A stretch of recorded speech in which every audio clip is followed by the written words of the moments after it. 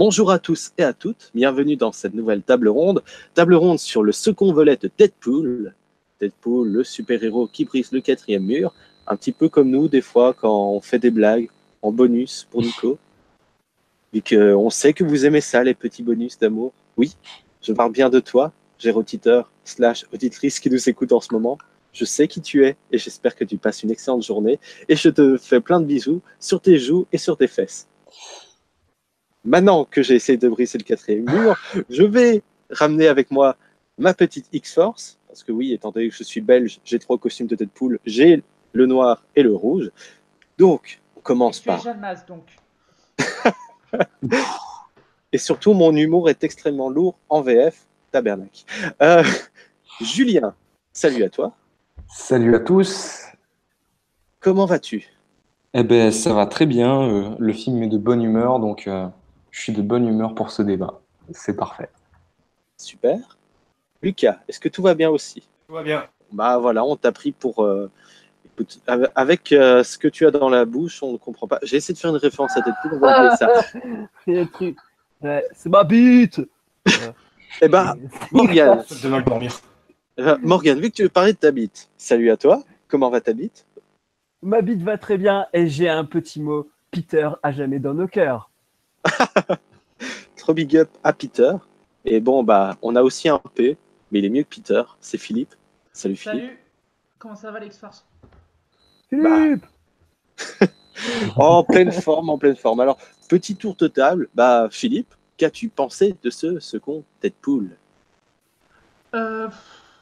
C'est assez mitigé. Ça, je peux pas le cacher. Disons que j'avais bien aimé le premier Deadpool, mais sans plus. C'est-à-dire que le côté quatrième mur m'avait plu, la réal m'avait plu, le personnage de Deadpool, en particulier le jeu de Ryan Reynolds, m'avait énormément plu. Mais c'était juste pour moi un Marvel Studio. C'est-à-dire que c'est un film Marvel Studio, mais en R.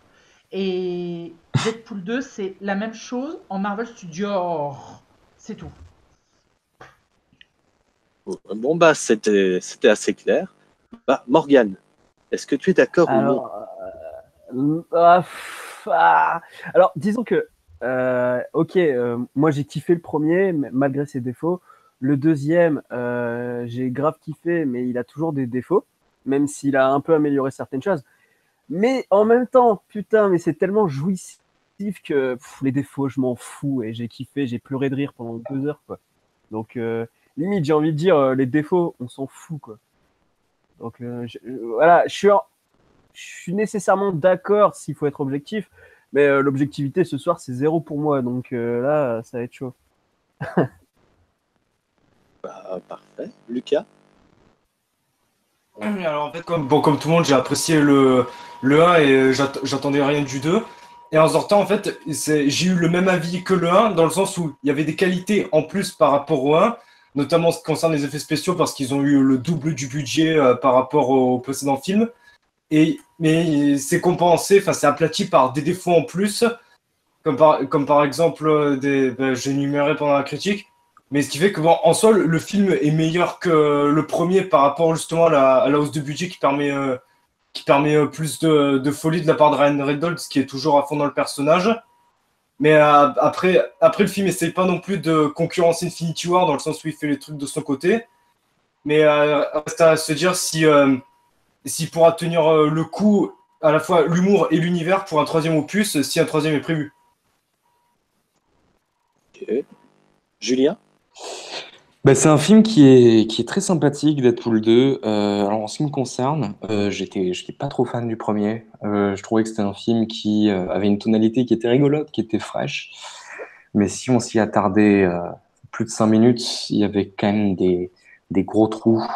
C'était un film qui était vraiment pas si subversif que ça. Et c'était dommage. Donc, c'était une déception, Deadpool, à mes yeux. Mais Deadpool 2, lui, c'est un film très lourd, mais c'est un film qui est très drôle et qui gagne en subversivité, en subversion, je sais pas. Ouais, on s'en fout. Bref, il est plus subversif, plus facile comme ça, et il est plus drôle, et il va plus loin dans certains délires. Et du coup, ouais, pour moi, j'ai passé un très bon moment devant Deadpool 2, sans penser que c'est un film qui va quand même marquer les... Enfin, je sais pas s'il va marquer les esprits, en tout cas, moi, il a pas forcément marqué le mien. C'est un chouette film. Et puis, voilà. Ok, bah, je pense que je vais être un petit peu d'accord avec à peu près tout le monde. Disons que le premier, c'est un film que j'avais adoré lors du visionnage en salle, et au final, bah, il me laisse moins de bons souvenirs. Une photo extrêmement grisâtre, on en parlait avec Anthony en off dans les conversations de la table ronde. Et ce deuxième volet, j'en attendais pas énormément. J'espérais que ce serait sympathique, et bah, j'ai bien aimé. J'ai passé un bon moment devant le film. C'est pas renversant, je trouve. C'est un blockbuster honnête et sympathique. Il divertit. Maintenant, j'aurais quelques petites réserves à faire par rapport à un autre film que j'adore qui s'est fait critiquer pour des trucs dessus. Mais ça, je vais garder un petit peu pour le débat, les mecs. En parlant de mecs, qui d'entre vous veut faire un synopsis du film? Ouais, pourquoi pas. Eh ben voici.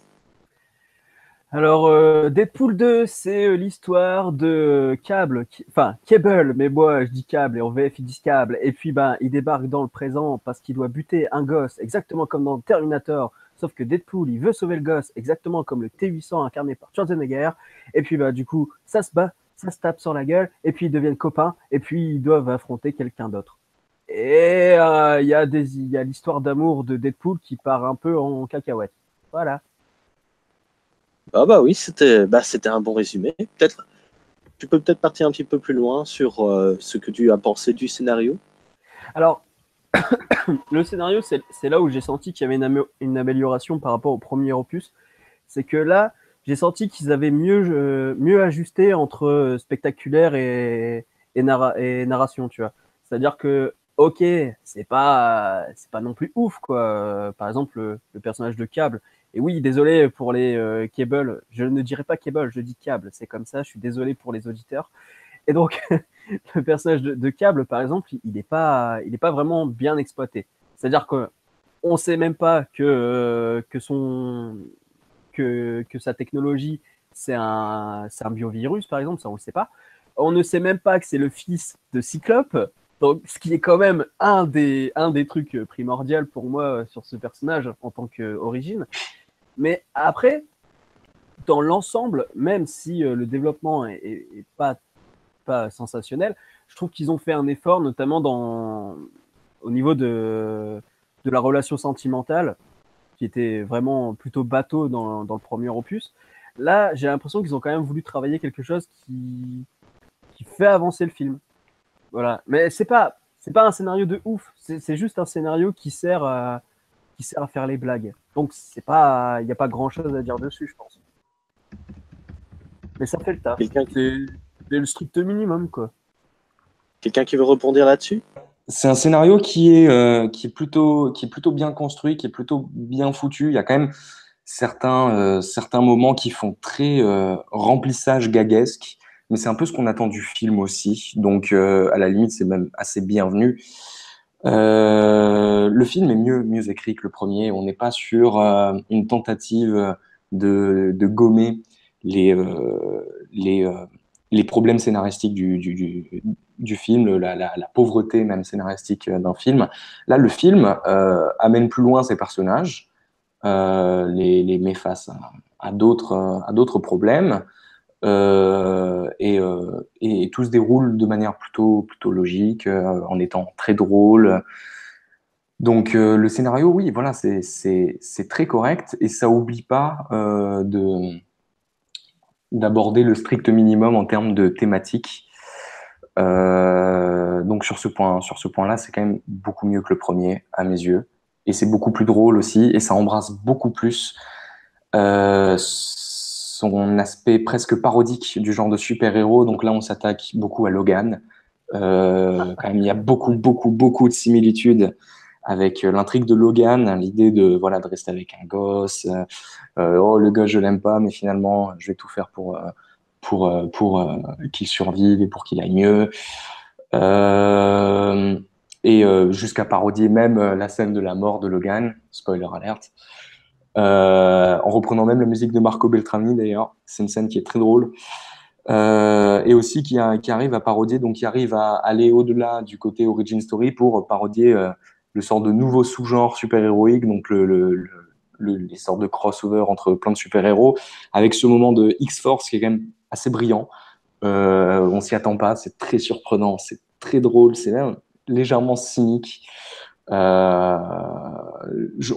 que c'est extrapolé de dire que c'est presque un commentaire du système hollywoodien actuel? Ça, je sais pas. Est-ce que c'est juste un gros délire? Ça peut l'être. Et c'est dans les deux cas, c'est super.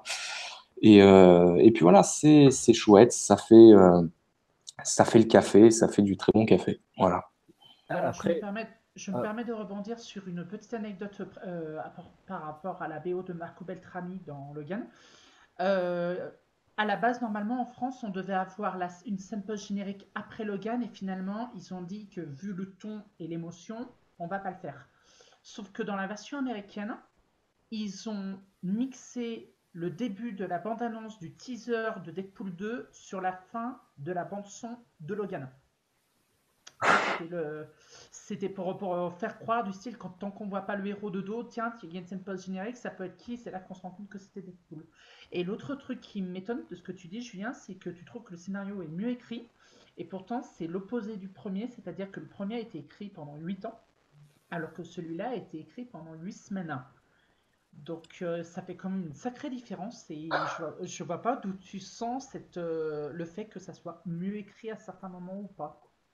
C'est-à-dire qu'en fait, Deadpool 1 essayait de cacher, j'avais cette impression-là, essayait de cacher sa vacuité dans dans sa première partie où il y a flashback sur l'origin story du super-héros, machin. Enfin, ça a essayé de cacher son côté simpliste en essayant de Quitte à faire. étirer la fameuse scène de l'autoroute pendant Voilà, pratiquement 2 actes. voilà, c'est un outil scénaristique qui me paraissait quand même assez simple et un peu cache-misère.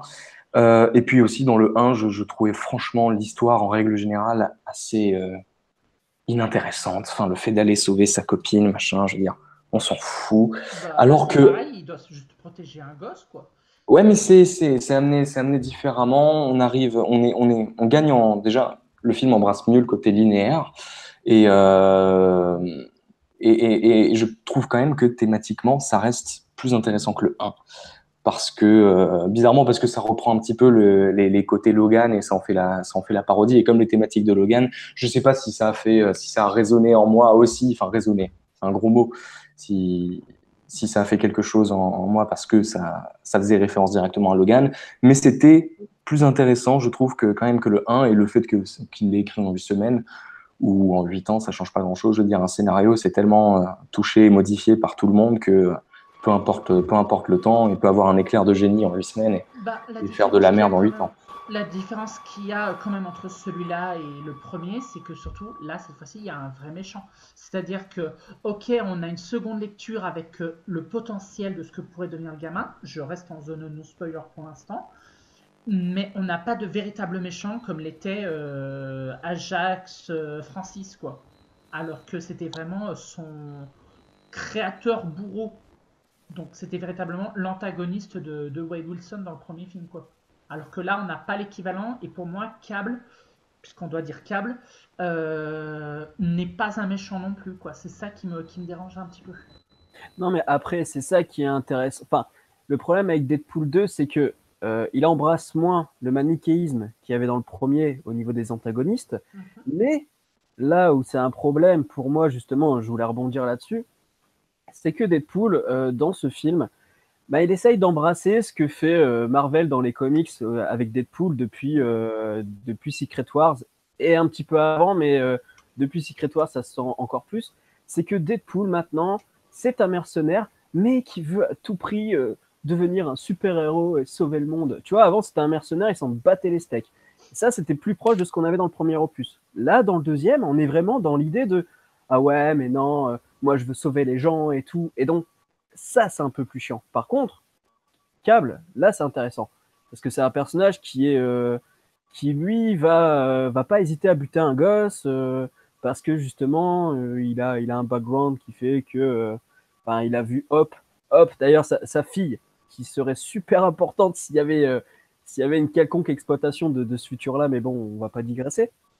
Et donc, Cable, c'est un personnage qui lui, a à certains paradoxes, à certaines remises en question et tout. Donc on peut pas dire que c'est un méchant, on peut pas dire que c'est un gentil, même si on part sur du cliché au bout d'un moment, notamment sur la scène finale, quoi. On le voit arriver gros comme une maison. Et c'est là, justement, où Deadpool, dans son scénario, repart avec les mêmes problèmes que le premier.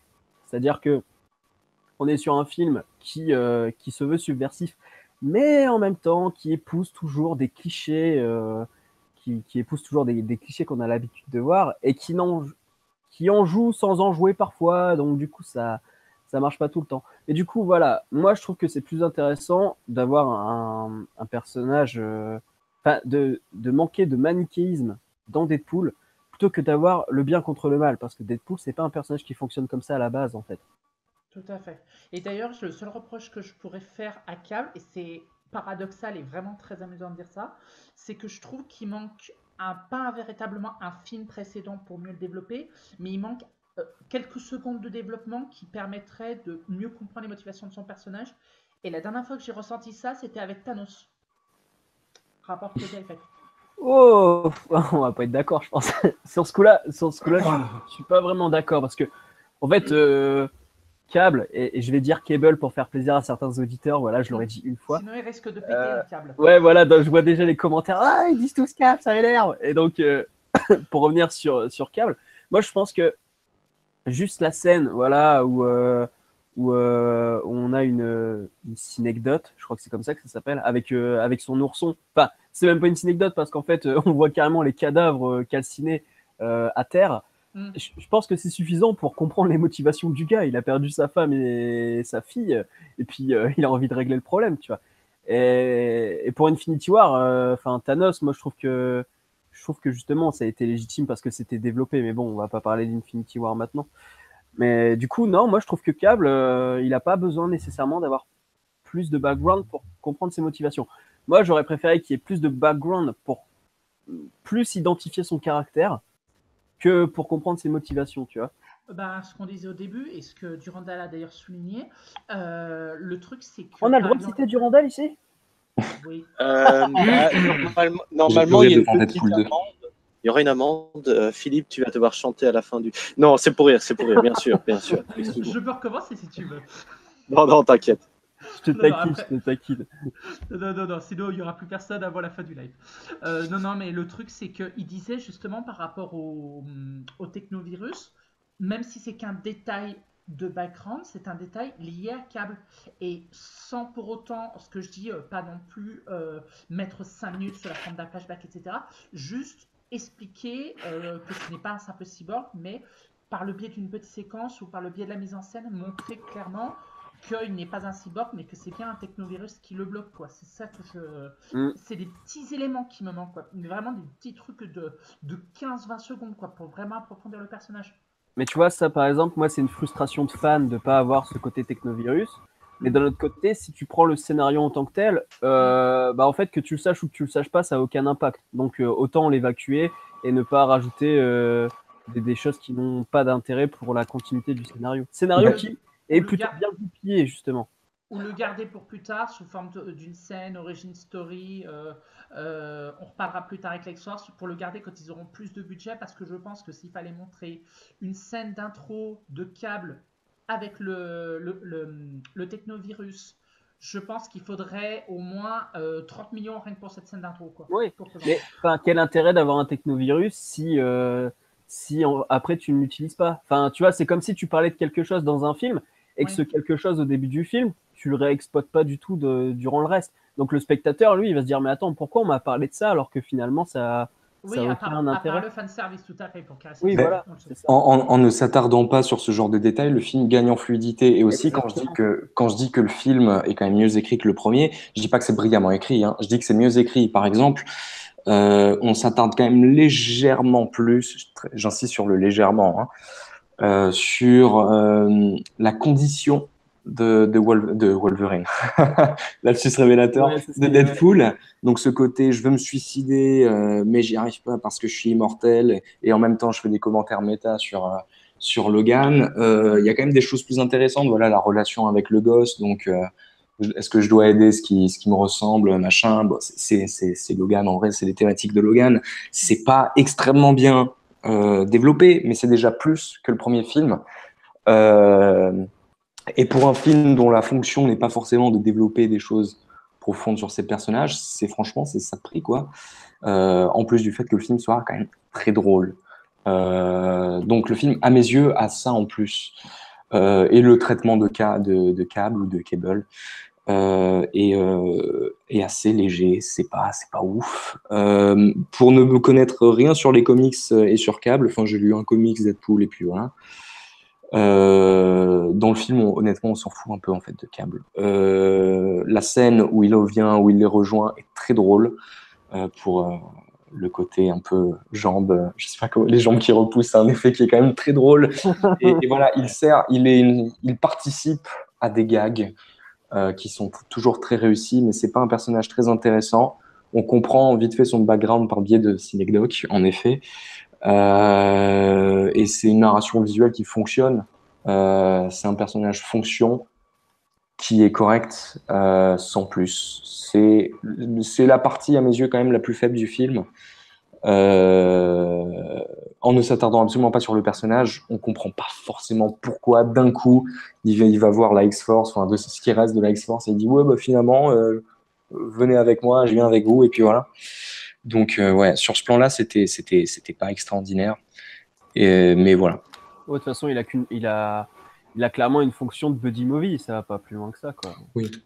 C'est exactement comme Hulk dans Thor Ragnarok, c'est que le personnage n'est pas du tout développé, il est là juste pour faire ping-pong avec le personnage principal. Oui. Et ça fonctionne. Donc, ouais, ça fonctionne clairement. Mais après, oui, c'est clair que pour les lecteurs, moi, alors j'ai pas lu du câble avec Deadpool, mais c'est quelque chose qui est très réputé. Il y a ce côté buddy movie, évidemment, mais normalement, c'est clairement beaucoup plus profond que ça dans les comics, et je pense que certains fans vont regretter ce manque de profondeur, clairement. Non, moi je dis le garde pour X-Force. Je suis désolé d'insister autant, mais à mon avis, soit vu le carton du film, soit ils vont dans la blague à fond et ils vont devoir faire du Marvel Studio bis R, soit ils vont devoir retrouver un équilibre et faire ce que Suicide Squad n'a pas réussi à faire, c'est-à-dire un vrai film team-up R, badass, et qui empêche pas quand même un certain humour, quoi. Ça reste à voir, hein. Si c'est racheté par Disney, Kevin Feige de toute façon a dit que ça irait pas plus qu'après Dark Phoenix, les X-Men et compagnie, ça a rejoigné le MCU. Donc je pense pas que ça continuera sur du Deadpool chez Disney, quoi. Non, mais déjà il y en a deux qui sont sûrs, vu les bruits de couloir, de pas rempiler chez Disney. C'est Mark Millar et comment il s'appelle, Matthew Vaughn, qui vont se barrer chez Warner apparemment. Parce que je dis juste Mark Millar et Matthew Vaughn chez Disney, est-ce que pendant 3 secondes vous arrivez à imaginer ça? Mais non, c'est impossible. Et c'est pour ça justement que Deadpool, moi j'y crois pas trop, tu vois. Enfin, peut-être que dans leur tête, ils ont pas pris en compte de toute façon le rachat parce que c'était bien trop tôt, mais peut-être qu'ils se sont dit, comme tu dis, que par la suite ils vont développer. Mais moi j'ai peur que ça se fasse pas, à moins que ce soit racheté par comme Cat ou un truc comme ça, je crois, qui ont réenchéri de 5 milliards ou je sais plus exactement. Ouais. Mais apparemment, si Deadpool 2 avait une réplique qui taclait le fait que très bientôt on va appartenir à Disney, mais finalement ça a été coupé. Mais on ne sait pas si c'est au scénario ou pendant ou au montage. Oh non, ça doit être au montage, hein. Ça doit être au montage. Peut-être, Lucas, vu qu'on t'a pas beaucoup entendu, peut-être que tu pourrais te donner toi ton avis sur l'histoire et les personnages. Non. Ben, en fait, l'histoire en soi, je l'ai trouvé classique, je trouvais qu'on fonctionnait, mais il y avait 2 défauts que j'avais à relever. C'est au niveau de l'humour et au niveau du 4e mur. C'est-à-dire que l'humour en soi, il est bon et il fait marrer et tout, mais je trouve qu'il y a entre guillemets des réutilisations de blagues du premier et une mauvaise utilisation du name dropping.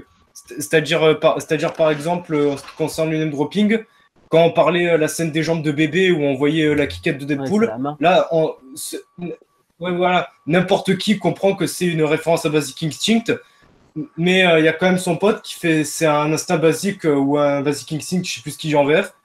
Et ben, ça c'est assez, on va dire, c'est un petit peu comme si, comment je peux dire ça? Que tu es obligé de dire la référence au cas où ton public n'a pas compris, au lieu de directement laisser le public marrer. Je veux dire, pareil, quand on voit la meuf de Negasonic Teenage Warhead et que Deadpool il fait la blague sur Pinkie Pie, bon moi, bon, moi en tant que fan de My Little Pony, ça m'a fait marrer parce que je me suis fait, oh putain, il a osé. Mais quand il a été obligé de dire Pinkie Pie de My Little Pony, j'ai fait non frère, t'abuses. Genre, si le mec il a rigolé, il a compris de quoi ça venait. Bon, après, comme il disait Morgan dans sa critique, il a été tout seul à rire sur la blague où Deadpool il tient un magnéto et j'ai oublié le nom du film. Mais au moins, il n'a pas été obligé de dire. C'est ça. Vas-y, redis le nom du film que je me souvienne. Voilà, ça, Deadpool, il n'a pas été obligé de dire je fais référence à ce film, quoi. Donc, ça c'est le problème que j'ai, c'est le name dropping beaucoup trop présent. Bon, même si j'avoue que la blague sur Trop Dark, t'es sûrement un personnage de DC Comics. Et le fait où il dit que le moment où ça chie dans The Human Centipede 2, c'est le moment où ils ont compris qu'ils pouvaient pas le sortir en salle parce que je déteste ce film de merde. Mais sinon, le reste du name dropping, ça m'a un peu gêné. Et aussi, ce que j'ai trouvé un peu dommage, c'est le fait que dans certains comics Deadpool, je dis pas tous, comme il est conscient d'être dans un média manipulable, il en profite pour briser le quatrième mur à fond et moduler les films à sa façon. Chose qu'il faisait à moitié dans le film où tout ce qui se contentait, c'est de revenir dans le passé présent. Et là, dans le film, il le fait encore moins. Et c'est ça qui me gêne parce que quitte à avoir un personnage qui fait du quatrième mur sa salope, autant y aller jusqu'au bout et manipuler le truc complètement. Je veux dire, il y a pas longtemps, j'ai joué à Conquer Bad Fur Day sur Nintendo 64. Et au moment, il brise le quatrième mur en disant aux développeurs de tuer le boss. Et justement, je me suis dit que Deadpool, comme on est dans un cinéma, il aurait pu faire un truc similaire en disant par exemple accélère le film pour voir comment ça finit et il essaye de changer le film à sa manière. Mais après, c'est plus du chipotage et de la non-utilisation de potentiel que vraiment un vrai défaut. Et peut-être même que s'il y a un 3, il ira à fond dans ce côté quatrième mur, j'en fais ce que j'en veux. Bien. J'aimerais rebondir, avant de vous redonner la parole, sur cette partie name dropping pour faire ma grosse, pas vraiment grosse critique envers le film même, mais envers certains spectateurs. Mesdames et messieurs qui critiquaient Ready Player One parce que ça fait des références. Je l'attendais. Ouais, moi aussi. Oui. Et qui après regardaient Deadpool en disant c'est génial, ça fait des références. Vous pouvez quantinement vous enfoncer un balai dans l'anus jusqu'à ce qu'il vous ressorte par la bouche. Maintenant, on peut continuer le débat. Je propose plutôt un séquoia. Et justement, Say Anything est une référence aussi à Ready Player One, sauf que c'était dans le bouquin, c'était très très peu exploité parce que compris par 4 personnes sur la planète dans le film Ready Player One. Et là, je pense que dans Deadpool 2, c'est compris par 3 personnes dans la planète. C'est compris si tu connais la scène, mais sinon c'est vrai que c'est un peu mort quoi. Parce que c'est ça avec Say Anything, c'est que en fait là ils sont vraiment allés jusqu'au bout. C'est-à-dire que dans la mise en scène, dans le montage, c'est la même scène. Sauf que Colossus, son lit, il est sur le cadre gauche du cadre. Il est à gauche son lit, alors que dans le film de Say Anything, le lit de la gonzesse, il est à droite. Sinon, c'est le même truc. C'est exactement le même. Le montage, il fonctionne pareil et tout, quoi. Il y a aussi la reprise de Take On Me qui, comme par hasard, tourne pas mal depuis quelques mois. Oui, la version MTV là que je connaissais pas du tout et j'ai vu qu'en fait, exact, elle tournait même sur Spotify. Il me semble qu'elle est devant la version originale en fait. Mais sinon, parce que comme on parlait du quatrième mur, je voulais rebondir là-dessus, c'est que en fait ça manque comparé au premier. Tout à fait. C'est que il y a moins de fois où le quatrième mur est brisé, même dans la manière où Deadpool va parler au personnage et d'un coup sa tête va tourner et puis il va nous regarder. Ou alors quand il rentre dans le taxi dans le premier, la caméra elle est vraiment carrément sur son cul, où à un moment il va déplacer la caméra manuellement avec sa main, il va la bouger genre attention c'est trop violent, et ça manque vraiment dans celui-là. Mais en même temps ça manque parce que c'est pour que le scénario soit beaucoup plus fluide dans sa continuité. Justement, la seule Mais- scène où mais il ça brise manque. le regard caméra, la seule fois où il brise le quatrième mur, c'est lors du monologue de psychopathe de Binder dans le taxi, quand il se tourne vers le spectateur. C'est une des rares fois où j'ai explosé de rire dans le film, quoi. Ouais, c'est vrai que les moments où il s'adresse directement à nous sont très rares. Parce que même quand il s'adresse à nous, c'est de manière indirecte. C'est-à-dire que tu vois bien que les personnages pichent que dalle à ce qu'ils racontent et que c'est des choses qui sont pour nous. Mais là encore, il n'y a pas de, y a pas d'intervention directe. Par contre, et là où j'ai remarqué quelque chose comparé au premier, c'est qu'il me semble qu'il y a une ou deux fois où Deadpool parle. Et en fait, j'avais reproché au premier que quand il disait quelque chose, ça posait de problème à personne. Et il me semble que Negasonic, dans le deuxième, elle dit, mais il parle à qui en fait? Il me semble qu'à un moment, il y a une phrase de ce genre-là. Et donc du coup, ça m'a fait plaisir qu'il rectifie le tir, quoi. Moi, par contre, j'aurais juste un seul truc à dire par rapport au name dropping, et ça, c'est mon côté vieux con, mais je le dis quand même. J'ai peur du syndrome Scary Movie. Je dis bien Scary Movie et pas y a-t-il un pilote dans l'avion. C'est-à-dire que ou alors même les Friedberg et Setzer, c'est-à-dire que tu pioches tellement dans les références de l'actualité, de l'année, de la sortie pour faire la parodie coup de coude à t'en enfoncer le coude dans le bide, à tel point que si tu regardes le film dans 3, 5 ou 10 ans, tu as la moitié des références, soit tu les captes pas, soit tu les as complètement oubliées, quoi. Là, par exemple, on vient d'avoir la bande-annonce de The Starving Game. Je sais pas pourquoi un fou furieux a décidé d'exporter le dernier film de Friedberg et Setzer, qui est une parodie d'Hunger Games, avec que des références qui ont déjà 5 à 6 ans. Tu regardes la bande-annonce, la plupart des références, elles sont déjà toutes dépassées. Mais tu as des exemples dans Deadpool? Parce que pour moi, la plupart des références, elles ont entre 20 et 30 ans, en fait.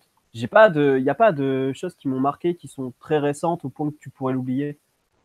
Non, ce que je veux dire, c'est que en gros, là, tu comprends. Par exemple, je te donne un exemple tout con. Admettons allez, je vais me projeter loin dans le futur. En 2034, tu as Deadpool 2 qui passe en deuxième partie de soirée parce que jamais, au grand jamais, tu verras TF1 le passer en première partie de soirée, même dans une quinzaine d'années.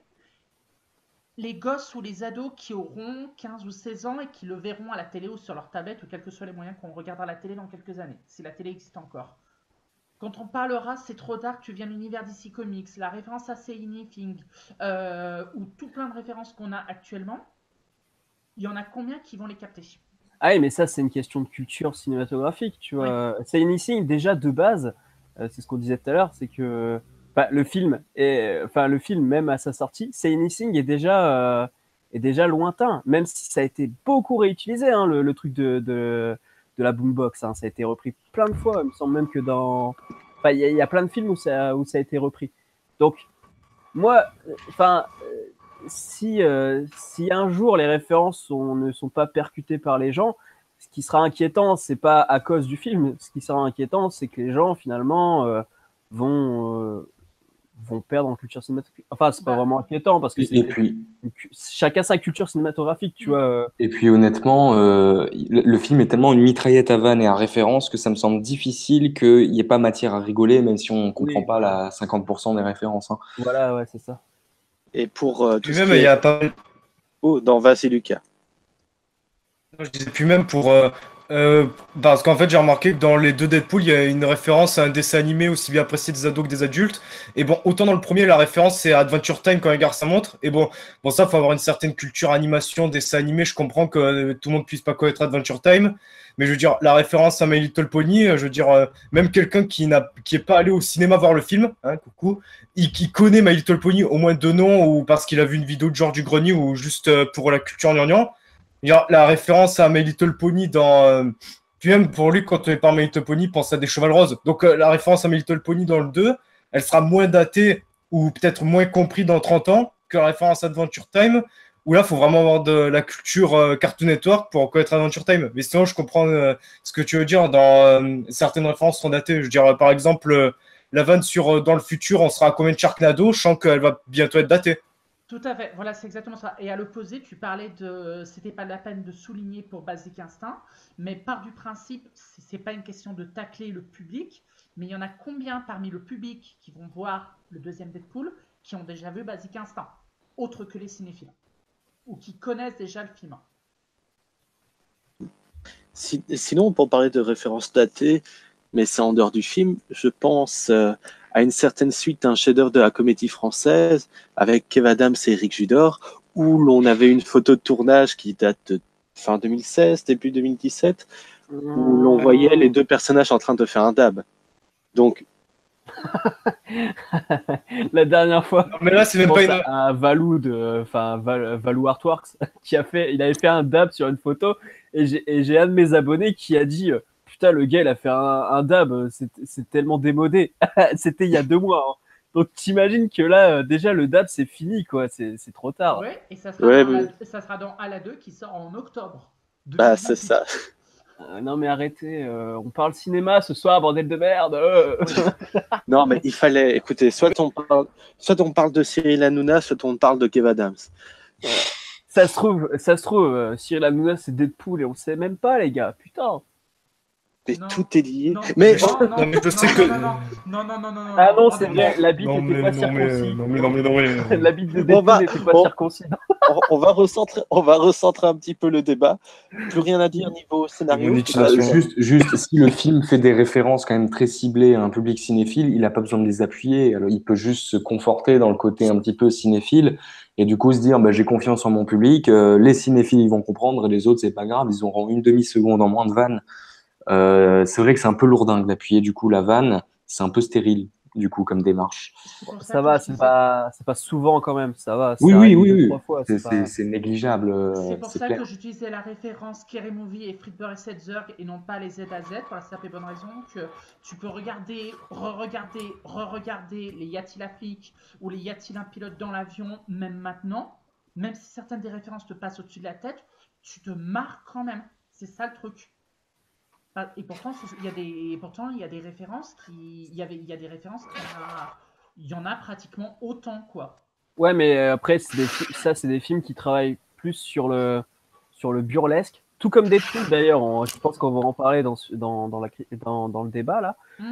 Mais enfin voilà, les y a-t-il globalement, en dehors de toutes ces conneries de références, ça reste quand même beaucoup de burlesque, beaucoup de travail sur les trucages cinématographiques, ce genre de choses. Donc c'est normal après que tu puisses rigoler de ce genre de film sans avoir les références, parce qu'il ne s'appuie pas que sur la référence.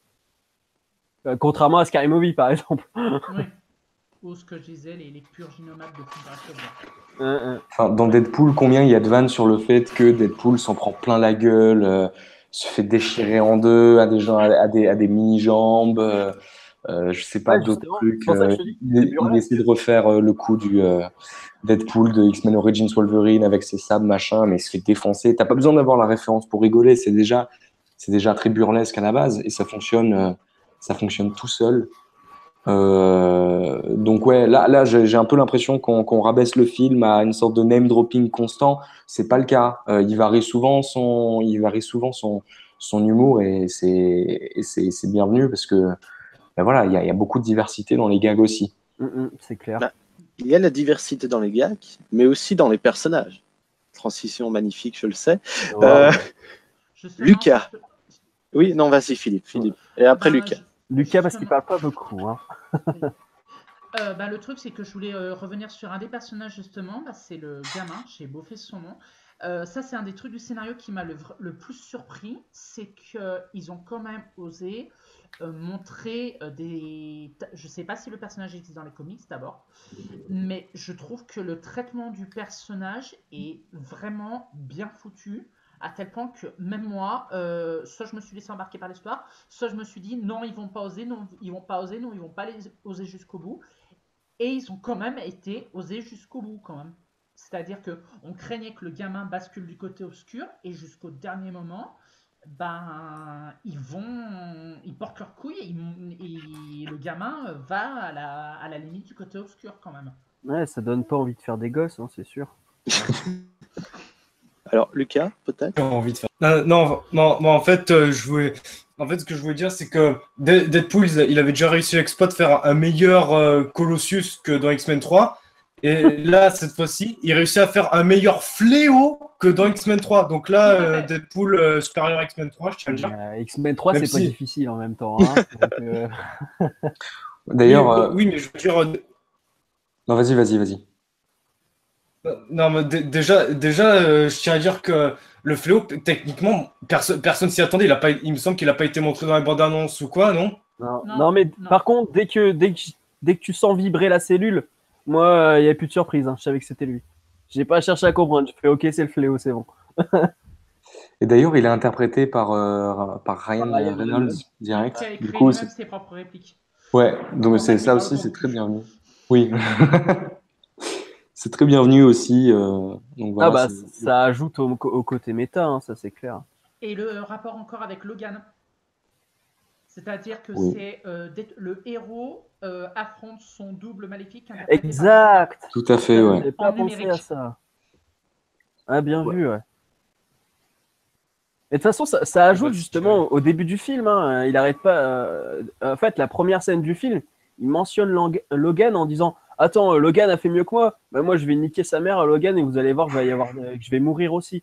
Et en fait, c'est là, c'est ce que Julien disait, ce que tu dis, Philippe, c'est qu'en fait, il rebondit beaucoup sur ce qui a déjà été fait dans Logan, sans pour autant que ce soit ultra gros, quoi. C'est-à-dire que moi, j'avais même pas pensé à cette idée du double qui se confronte Non, à mais par lui-même, contre, tu vois. il tacle, comme il le dit si bien, et on envoie la baston en combat de CGI. Ah c'était oui, du- ouais. La baston en perso de CGI. Et Sinon, niveau vas-y, personnage, Yukio, est-ce qu'il y a quelqu'un comme moi qui a cru qu'au départ, il arrêtait pas de l'appeler Yu-Gi-Oh? Parce que j'arrêtais pas de dire, mais pourquoi il l'appelle Yu-Gi-Oh? Mais non, c'est Yukio, bordel de merde. Qui ça, était dans The Wolverine. j'ai pas compris le délire avec le personnage. Bah, c'est le côté kawaii, tu vois, genre elle est Ok. japonaise, donc c'est tout mimi, quoi. Et d'ailleurs, c'est plus appuyé en VF qu'en VO, je trouve. Ah Parce ouais? que moi, Tu j'ai vu le t'as film vu dans les les deux deux versions? versions. Oui. Ouais, Non, vas-y, Lucas, vas-y, Lucas. non, j'ai juste à approuver ce que tu as dit, c'est que pour avoir vite fait comparer avec des versions filmées dans le cinéma, c'est illégal. Que la VF appuie beaucoup plus le côté mignon de Yukio que quand il a dit Yukio au début, je crois qu'il parlait de l'autre japonaise dans le combat de l'immortel Yukio, mais on va me Ouais. rendre C'est compte la que c'est même. pas du tout le C'est la truc. même. C'est la même? Oui. Bon, Bah, go Yukio dans fanfic. les- Ouais, bah, Yukio dans l'univers X-Men, en dehors du look, je vois pas pourquoi ce qui me rend. À part que les deux personnages n'ont strictement rien à voir l'une avec l'autre. Bah ouais, mais Ah ouais, bon, du coup, bah, moi, ça m'a pas percuté, je me suis pas dit que c'était la même, du coup. Oui. Bah, Donc, ni le look, ni la couleur des cheveux, ni le. Bah, même les pouvoirs, c'est pas... Exactement. Donc voilà, je crois juste que, tu sais, c'est comme en Corée, ils s'appellent tous Park, Jin, alors du coup, bah, Yukio, bon bah voilà, il y en a plusieurs, et puis voilà, quoi. Juste aussi par rapport au personnage, ils ont fait un truc assez surprenant et et j'étais content parce que j'aimais pas le personnage. C'est du coup ils ont viré quasiment dans l'intro, enfin après l'intro, la meuf de Deadpool, je sais plus comment elle s'appelle. Ah, Vanessa. Vanessa. Alors la scène est un peu chelou. On se demande mais qu'est-ce qui se passe? Pourquoi c'est hyper dramatique d'un coup? Et en fait rétrospectivement, je sais pas si c'est voulu ou pas, mais finalement rétrospectivement la scène a un ton assez parodique, surtout avec le générique juste après. Mais vous l'avez vraiment tué? Non mais sans déconner, vous avez fait ça. Je trouve Ouais. que grâce au générique, cette scène-là prend une tournure un peu c'est absurde tant c'est sérieux et c'est directement désamorcé par le générique. Donc on a appuyé le côté sérieux pour mieux contraster avec le fait que ben ouais non en fait les gars on fait des vannes autour de ça. Mm. Et je sais pas si le film voulait volontairement être dramatique et avoir des enjeux forts comme ça dans une scène. Si c'est le cas, ça fonctionne pas du tout.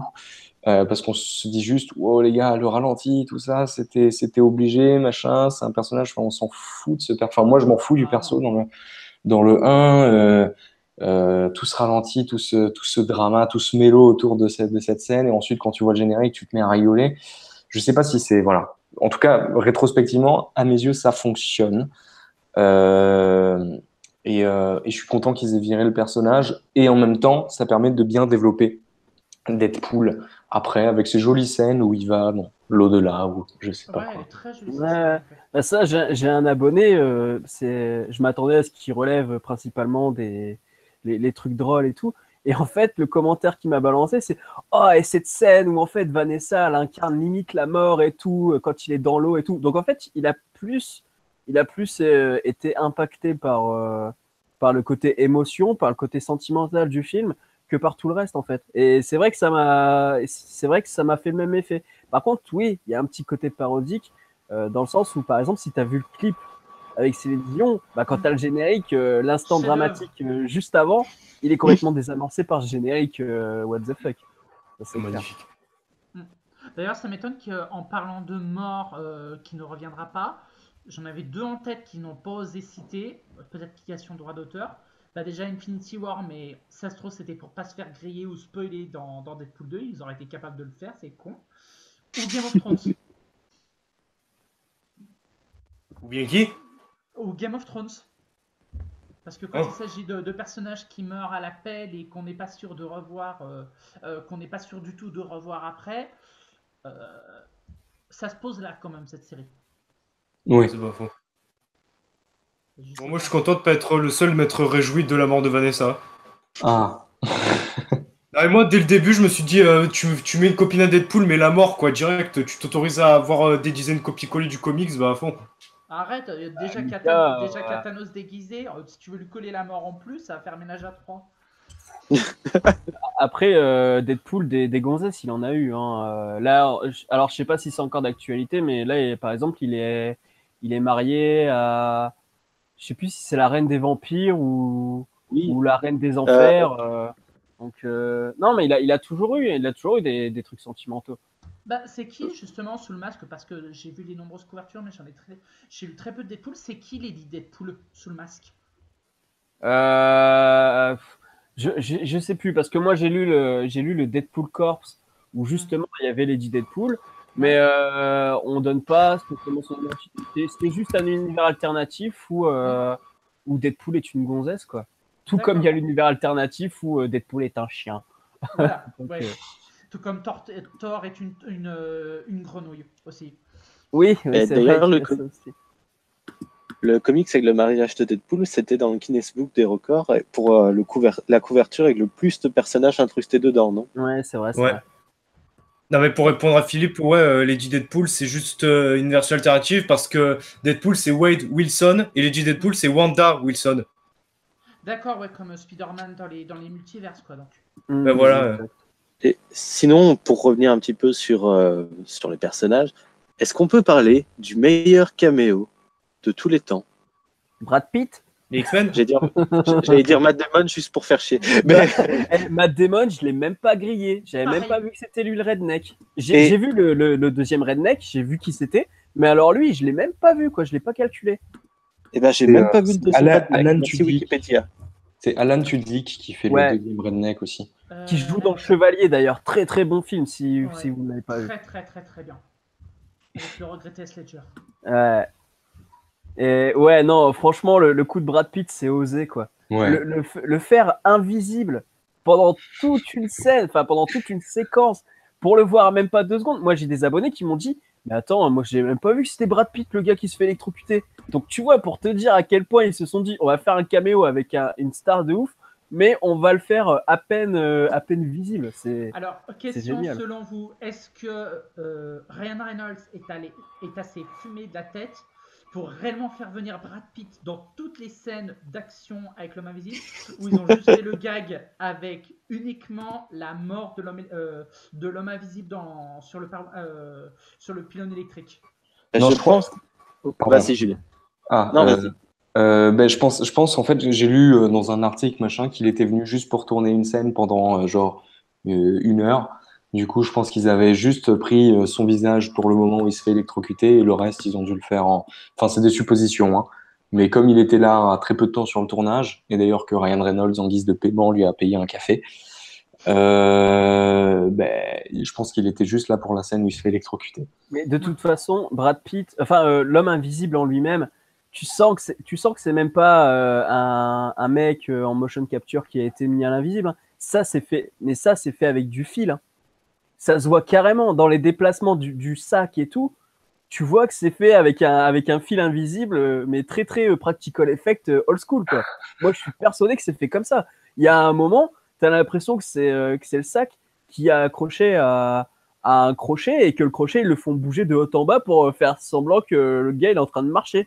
Ça fait hyper practical. Donc moi je suis quasiment sûr que ça a été fait avec 2 bouts de ficelle.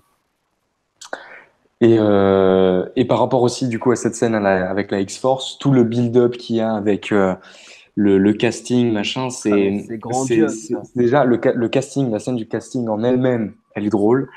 Quand on arrive dans le truc, déjà ils nous mettent la musique, ils nous mettent du Thunderstruck, c'était à fond dedans. Tu vas dire oh putain, ça va être une scène d'action de déjanté. Ouais. Et là, c'est tellement bien désamorcé. C'est très bien écrit. C'est assez subversif pour le coup. Ça va loin dans le délire et ça vise juste dans le gag. C'est choquant visuellement déjà parce que c'est assez gore. Ah, là c'est très cartoon, ouais. Mais oui, c'est très cartoon. Ça très Tex Avery, j'ai trouvé. Je dirais même limite à Petri Friends, même limite. Ouais. Bah après, Happy Tree Friends, c'est très emprunté Tex Avery, mais en version plus trash. C'est pour ça que. Bah, Happy Tree Friends, c'est comme Itchy Scratchy, c'est vraiment le ton au-dessus. Ouais. Et du coup, avec tous ces persos, tu te dis oh putain, lui, il a un pouvoir grave drôle. J'ai trop envie de le voir défoncer des ennemis. Celui qui vomit, ça va être énorme aussi. Et puis ils arrivent. Et puis tu vois un qui se casse la gueule, tu fais oh mais non, c'est pas possible. Tu vois l'autre qui se casse la gueule, mais tu dis non, vous êtes pas en train de faire ça. Et petit à petit, tout le monde est là et tu vois finalement tu vois l'humain. Ouais, hilarant, hein. C'est hilarant. Mais Peter, c'est le meilleur personnage du film de toute façon. Maître, un boulot. Voilà, c'était une petite référence. Excusez-moi. Donc, quand il retourne dans le temps pour sauver Peter. J'avais un débat en fait avec mon frère pour dire est-ce qu'il a sauvé les autres personnages, oui ou non. Alors non, je crois honnêtement pour ma part, je pense qu'il s'en foutait tellement des autres parce que justement quand il a vu que Peter c'était le seul qui avait réussi à atterrir et tout, il a dit oh Peter, oh je t'aime et tout et il lui dit de partir alors que les autres en fait ils s'en battent strictement les couilles parce que eux ils sont morts dès le début alors que lui il a réussi son atterrissage tu sais.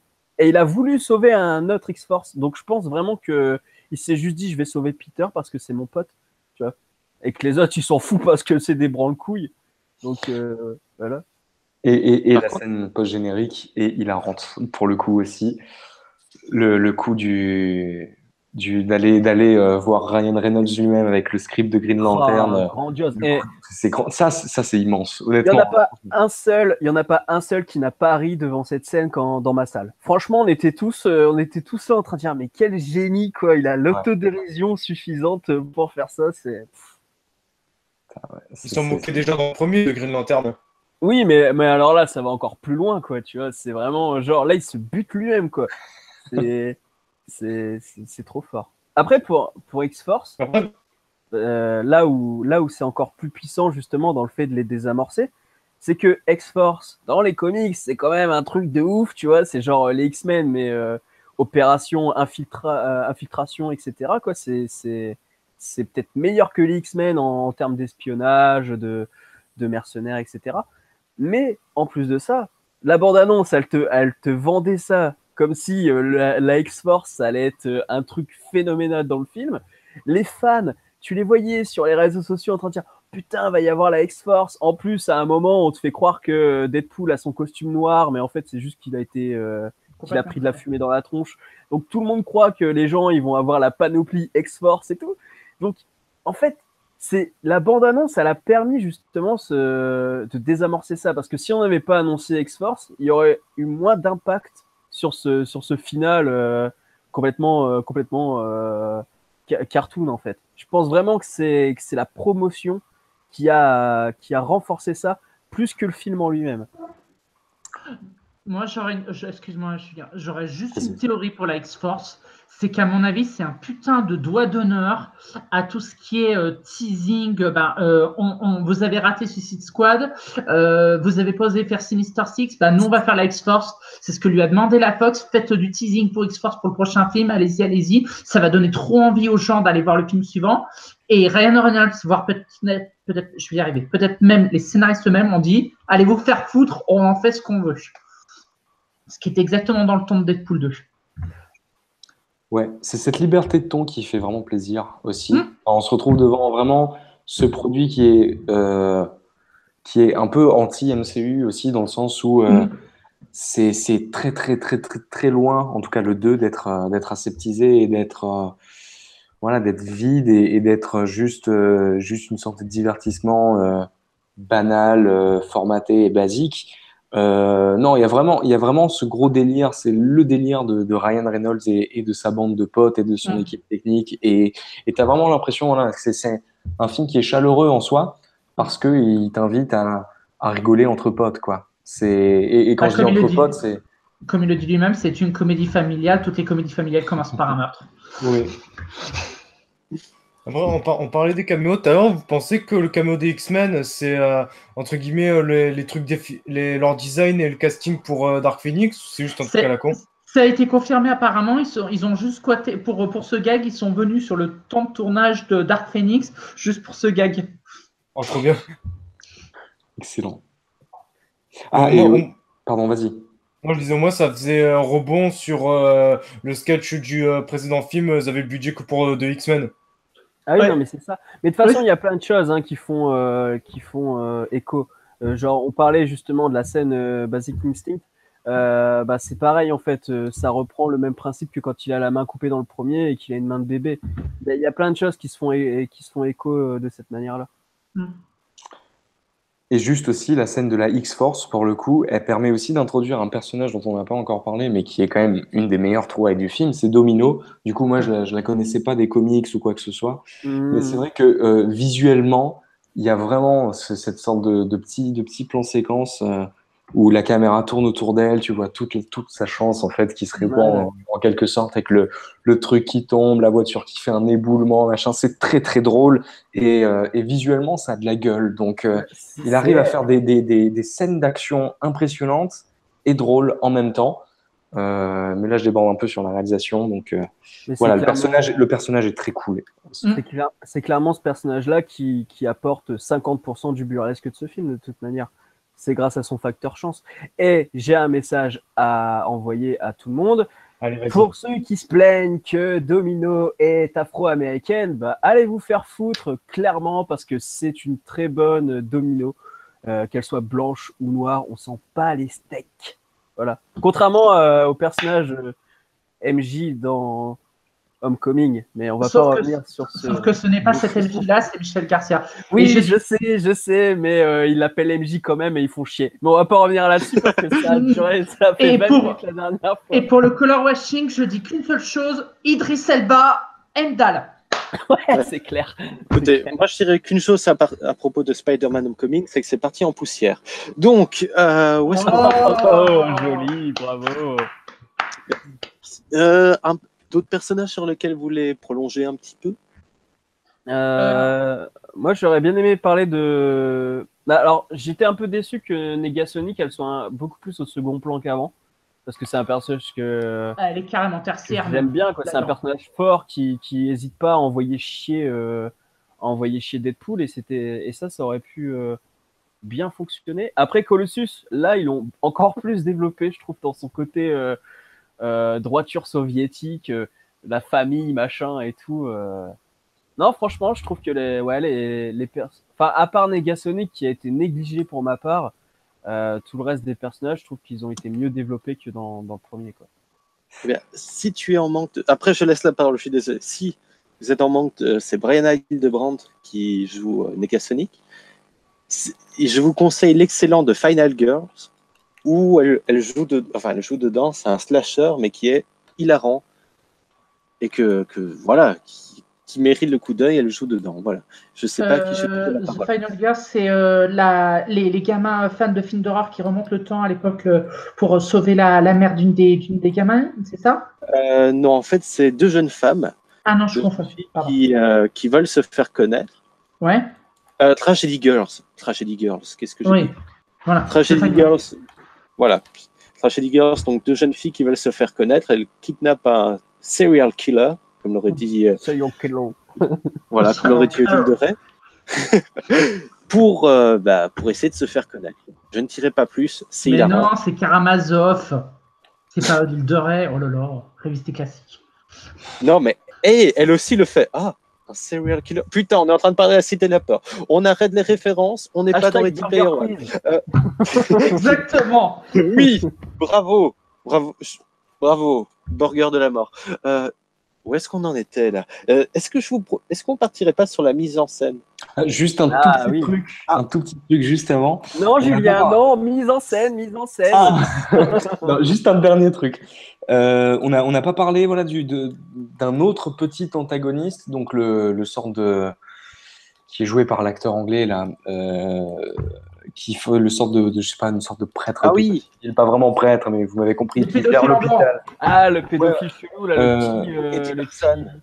Ah. Là aussi, ça va plutôt loin. On s'attend pas à ce que ça aille dans le délire. Et franchement, ça marche assez bien. Le personnage, tu le détestes rien qu'avec sa gueule et sa manière de parler. Donc là aussi, en même temps, du coup, t'es un peu, comment dire, t'as à la fois de l'empathie pour le gosse et tu te dis à la fois, non, s'il te plaît, fais pas ça, fais pas ça. Et en même temps, tu te dis, ouais, mais bon, c'est quand même un enculé, le mec. Et du coup, à ce niveau-là, ça fonctionnait très bien aussi. Donc, belle petite trouvaille pour ce personnage aussi. Et, Alors, je suis en train de regarder le nom du personnage. Alors, l'acteur, c'est Eddie Marsan. Mais Il est très vrai premier qu'il degré a- dans son interprétation. Il Ah a oui, il a l'archétype du pédo, lui. Hein. Quand tu vois sa gueule, tu te dis, tiens, lui, c'est sûr qu'il offre des bonbons dans des parcs. Tu vois. Ah bah, revois le dernier pub avant la fin du monde, alors. Oui. Mais oui, non, mais il a carrément un contre-emploi. Mais c'est ça qui est. Enfin, tu peux lui faire ce que tu veux, ce gars-là. Quoi. C'est le rôle d'un acteur. Sauf que Ouais, il y en a, certains acteurs, tu peux leur donner un rôle dans une comédie romantique, personne ne s'en souviendra, on se souviendra que dans des rôles de méchants après. du coup, mise en scène peut-être. Oui. Écoutez, transition, méchant. Il y a des méchants qui ont tué le chien de John Wick. C'est réalisé par celui qui a fait John Wick. Donc, qu'est-ce que vous avez pensé? Oui, ça va, s'il vous plaît. J'étais sur une bonne transition. Je suis désolé. Je suis désolé, monsieur Stark. Désolé. Je ne veux pas le dire, docteur. Je ne veux pas partir. Oh non. Bref, la mise en scène. Avant qu'on parte sur des références. Bref, qui veut parler de la mise en scène, sa péripopette? Moi, je suis chaud, moi. Bon, Lucas, vas-y, Lucas. Ouais. Moi, je vais juste dire que par rapport à la mise en scène, il y a un gag de mise en scène qui m'a fait marrer au début, puis quand j'ai vu qu'il l'utilisait à chaque fois, c'était plus marrant. C'était le fait de mettre une musique hors contexte pendant les scènes de baston. C'est-à-dire que la première fois, j'étais plié en deux, mais quand j'ai vu qu'il faisait ça à chaque fois, là, ça prenait moins. Et en plus, à un moment, ils mettent de la dubstep, alors autant ça peut marcher, genre, juste après le film, je suis allé voir Moutafoukaz, et là, pour le coup, la dubstep dans les scènes d'action, ça marche du feu de Dieu. Mais dans Deadpool, étant donné que c'est un sert à but comique, je trouve que ça amoindrit, non seulement ça amoindrit la scène d'action, mais en plus le sketch, vu que 4 scènes d'action, 4 fois le même sketch, ça souffle ultra rapidement, rien qu'au bout de la deuxième. Mais surtout qu'on comprend pas trop la vanne en fait. Enfin, moi, j'ai pas trop compris cette vanne. Les gens connaissent pas la dubstep. Bah, en fait, le truc, c'est que la dubstep, ça a fait, ça a duré 2 mois à cause de ce morceau de Skrillex. Mais moi, par exemple, j'écoute de la dubstep, mais c'est des trucs de rave party, tu vois. C'est Excision, Datsik, ce genre de trucs, quoi. Mais du coup, oui. Quand tu dis la dubstep, c'est toujours d'actualité ou genre c'est toujours cool. C'est parce que Skrillex, il nous a cassé les couilles avec son vieux morceau ultra commercial pendant des mois. Mais après, la dubstep, elle a complètement disparu du secteur musical grand public, quoi. Je pense qu'elle est là, la vanne, en fait. Ouais, bah, perso, ça fonctionnait pas très bien parce que il aurait dû choisir une sorte de sous-genre musical dont on ne connaissait pas le nom vraiment, qui avait fait son temps, je sais pas, un vieux truc là, dubstep. Enfin, le nom, même si moi j'écoute pas de la dubstep, tu vois, je trouve que c'est resté un petit peu je sais pas, dans la mémoire collective. C'est l'équivalent de la vanne de Sharknado, quoi. Mais version musicale, quoi. Ouais, un peu. Bah, Sauf que ça justement, fonctionnait pas trop bien. tu parles d'un autre genre musical et ça me fait penser justement au film Rocky Balboa où tu as je crois que c'est Mason, son adversaire, qui rentre sur je sais plus sur quoi il rentre, mais c'est de la musique bien gangsta. Et tu as Rocky qui rentre sur du Sinatra. Tu vois, et donc là, oui, c'est complètement, ça fait complètement basculer le truc. Et par exemple, c'est vrai que si Deadpool avait commencé à se bastonner sur une musique beaucoup plus prononcée dans le sens où ça correspond pas du tout à l'image, ça aurait fonctionné. Parce que là, la dubstep, comme c'est énergique, ça répond quand même à la demande énergique de ce montage et de ces enchaînements de combats. Alors que ouais, si on avait mis par exemple du Sinatra, bah là tout de suite, ça aurait peut-être mieux fonctionné par exemple. Moi, ce qui m'étonnait, c'est qu'il n'a pas fait de vanne, qu'il a repris le morceau du premier Deadpool qui justement était interrompu à chaque fois qu'il est en mode team-up. C'est ça le truc. C'est bizarre qu'il n'ait pas repris. Après, question mise en scène, je trouve que c'est moins intéressant que le premier par rapport au quatrième mur. La photo est plus intéressante, je trouve. La photo est intéressante, mais la mise en scène dans le genre je déplace la caméra, je fous mon cul à côté de la caméra, c'est moins intéressant. Et même dans le montage, je l'ai trouvé beaucoup plus charcuté. Et parfois, tu comprenais pas nécessairement. Alors que dans le premier, ben là, il y avait des ralentis qui ont fait des scènes mémorables. Le coup de la balle qui tue 3 mecs d'un coup, bah ça, c'est resté gravé. Alors que là, dans Deadpool 2, j'ai pas une scène, si à la rigueur, il y a peut-être un ralenti, tu vois, où Deadpool, il est en train de, il est tout en noir et il passe au-dessus d'un jeu. Mais si je me rappelle de cette scène, c'est parce que j'ai revisionné la bande-annonce pour faire mon montage, que j'ai revu cette scène dans le clip de Céline Dion. Donc en fait, c'est même pas vraiment le film qui m'a marqué, c'est plutôt le fait que je l'ai rebouffé plusieurs fois. Et là, dans ce film, parfois, même dans l'action, je comprends pas très bien ce qui se passe. À part pour la scène de Domino, où là, tout s'enchaîne autour d'elle quand elle fait travailler son facteur chance. Qui fait très Michael Bay. Moi, j'aurais 2 comparatifs en termes de mise en scène. Alors, je vais me faire taper dessus.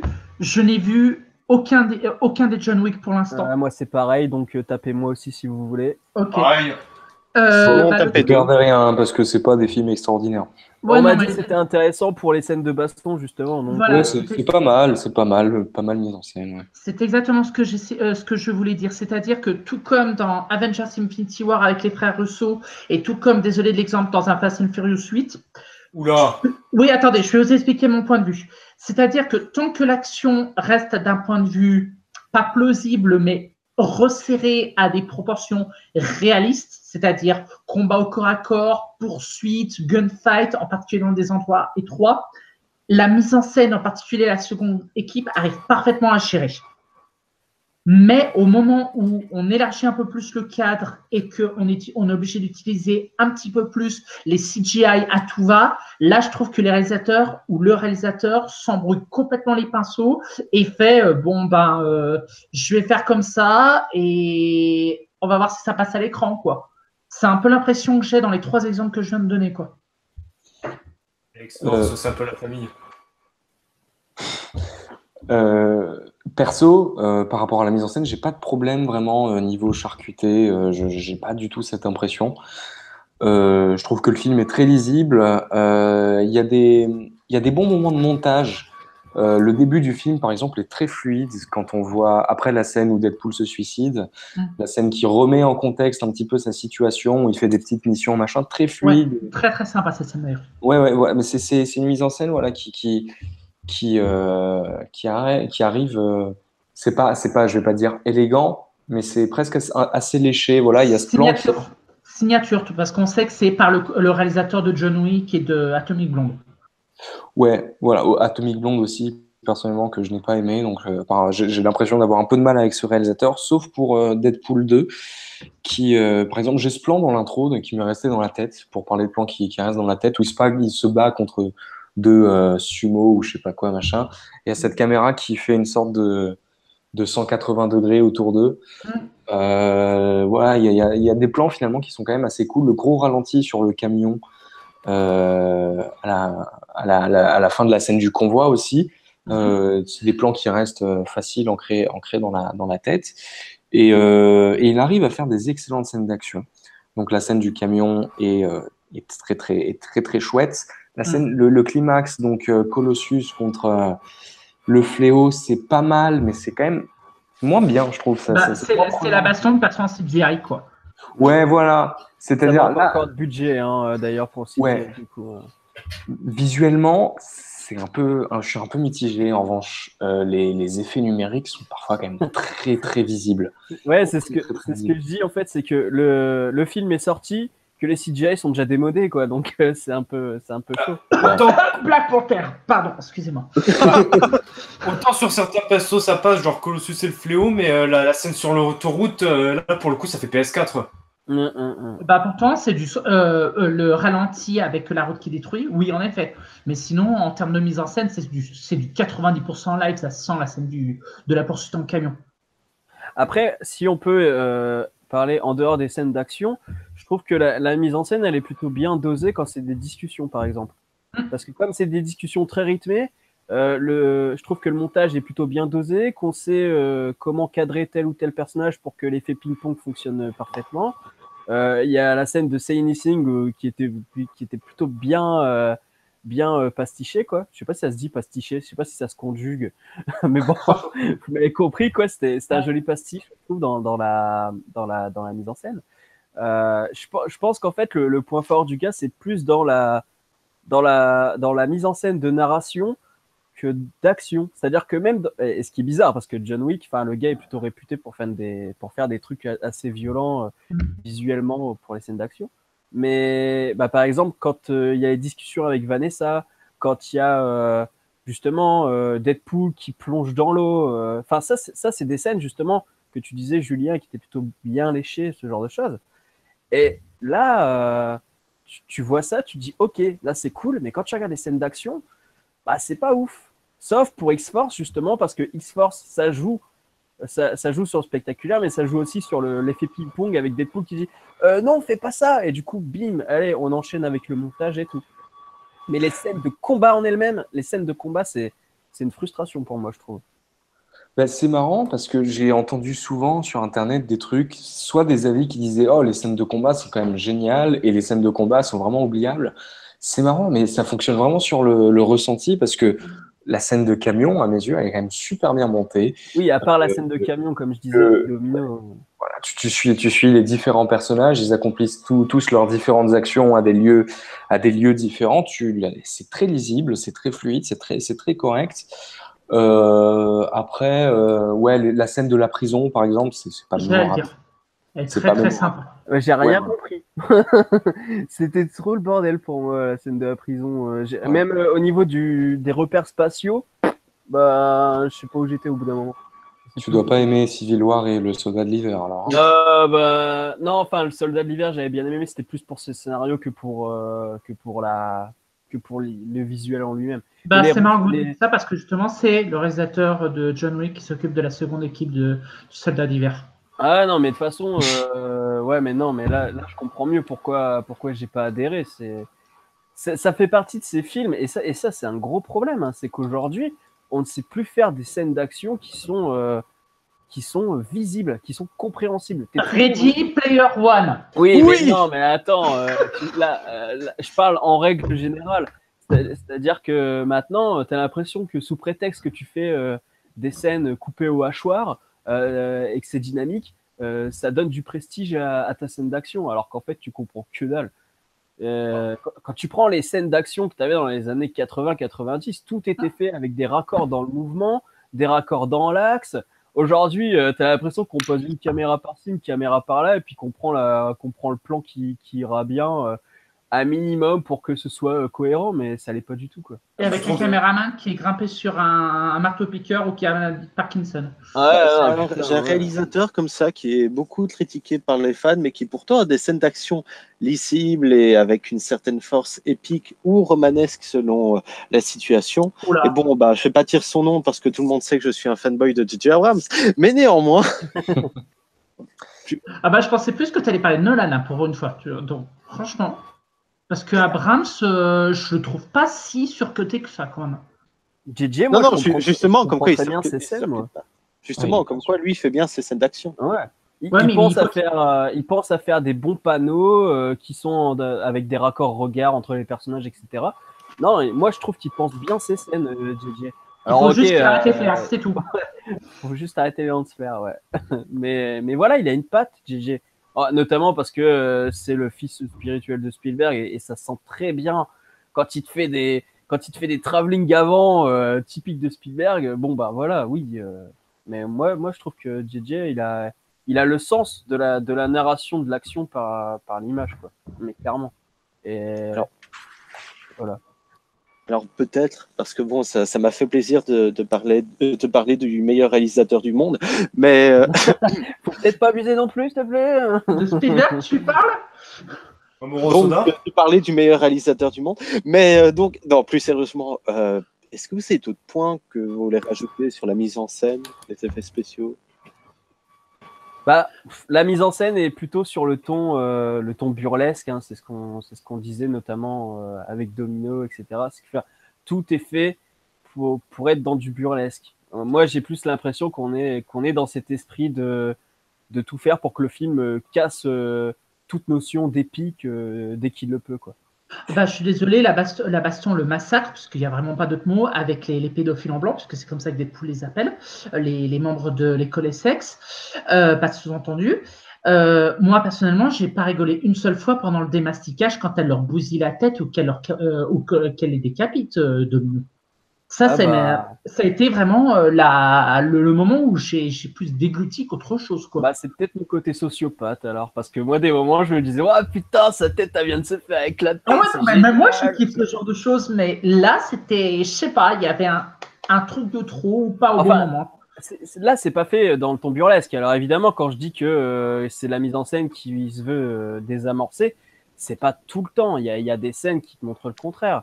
Mais il y a quand même beaucoup de scènes où c'est le cas. Tu prends le camion, tu prends X-Force, tu prends le moment où Deadpool va essayer de calmer le gamin, la toute première rencontre. Tu penses que c'est que ça va se passer comme il faut, puis bah finalement il bute un des gardiens, tu vois. Donc toute la mise en scène est faite pour désamorcer. Pas tout le temps, mais de Il y a manière juste globale. un seul instant de flottement pour moi. Je sais pas comment l'expliquer, si c'est une question que c'est trop long ou c'est une question de montage, de tempo, de rythme ou la durée des plans. C'est le gag Basic Instinct. Alors, hors compétition, c'est le cas de dire la fausse mort de Deadpool qui s'allonge pendant 15 minutes. Ça m'a saoulé. Mais je sais pas, j'ai trouvé un certain flottement avec le gag Basic Instinct. J'ai trouvé, tu peux t'arrêter ou tu aurais pu t'arrêter un petit peu avant ou arrête d'insister. Je sais pas. C'était peut-être un petit peu trop étiré sur la longueur, quoi. Je suis d'accord aussi sur cette blague-là. Je me suis dit, bon, quand est-ce qu'on passe à l'autre séquence? Parce que on avait compris l'essentiel et puis de toute façon, c'était juste pour que Cable dise allez, venez les copains. Voilà, que ça va pas plus loin.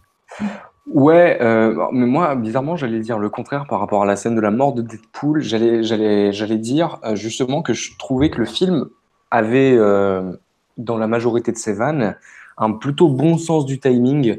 Donc, dans cette scène de la mort de Deadpool, qui est une grosse scène, du coup, on l'a déjà dit, de la mort de Wolverine, à chaque fois où il se réveille, on se dit, oh putain, mais il est lourd, mais c'est dingue, mais ça fonctionne parce que moi, j'aime bien ce genre d'humour, Moi, c'est personnellement. pareil, j'ai bien aimé ce passage, contrairement à Basic Instinct qui était trop long. Ouais, voilà. Et à mes yeux, ça fonctionne parce que plus il appuie dessus, plus on est dans la parodie. Et du coup, plus le film s'assumait à chaque fois que il allait à fond dans cette vanne. Du coup, perso, j'étais aussi à fond dans cette vanne et ça fonctionnait très bien pour moi. Et les gros blancs un peu qui mettent le malaise entre chaque moment où il dit une phrase, C'est très drôle. Tu te dis, t'attends le moment, tu te dis c'est fini, c'est pas fini. Le film, sur ce plan-là aussi, dans le timing de ces vannes un peu lourdingues, fonctionnait plutôt bien, je trouve. Ça m'a fait penser à The Mask. Je sais pas si vous vous en rappelez. Avec quelle scène? La fausse mort de The Mask dans la scène du casino. Ah oui, quand il fait semblant de tousser et tout. Qui dit... C'est ça. Ouais, c'est exactement ça que j'ai pensé.